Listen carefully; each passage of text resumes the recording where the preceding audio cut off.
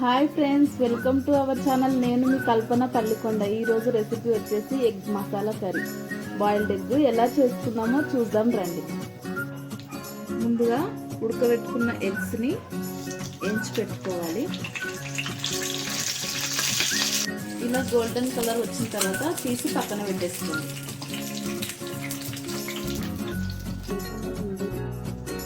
Mixie గిన్నె తీసుకొని వేయించిన నువ్వులు ఉంటాయి కదా, మిక్సీ వేసి పెట్టుకోండి. ఇలా మిక్సీ వేసిన తర్వాత ఆనియన్ కట్ చేసి పెట్టుకున్న ఆనియన్ వేసుకోవాలి. అట్ట ముక్కలు వేసుకోవాలి. అందులోనే కొంచెం అల్లం వెల్లుల్లి పేస్ట్ వేసుకోవాలి. కారం, కొంచెం ఉప్పు, పసుపు, అందులోనే కొంచెం చింతపండు వేసుకోవాలి. వేసి మిక్సీ వేసుకోవాలి. ఇలా మిక్సీ చేసి పెట్టుకోవాలి. స్టవ్ ఆన్ చేసి ఒక కడాయి పెట్టుకోవాలి. ఎగ్స్ వేయించి పెట్టుకున్న ఆయిల్ ఉంది కదా, అదే ఆయిల్ ఇందులో వేసేసుకొని ఆయిల్ కొంచెం వేడైన తర్వాత కొంచెం సాజీర వేసుకోండి. అందులోనే మనం మిక్సీ చేసుకున్న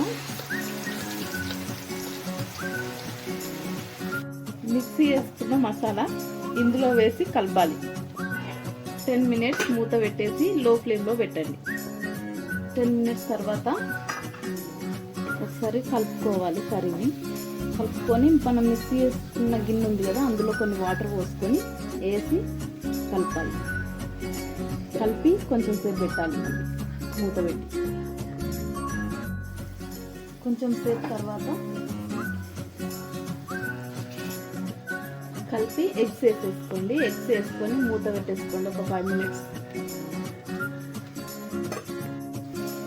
ఎగ్స్కి మసాలా పట్టిన తర్వాత మంచిగా అందులో కొంచెం గరం మసాలా, కొంచెం కొత్తిమీర వేసి కలపండి.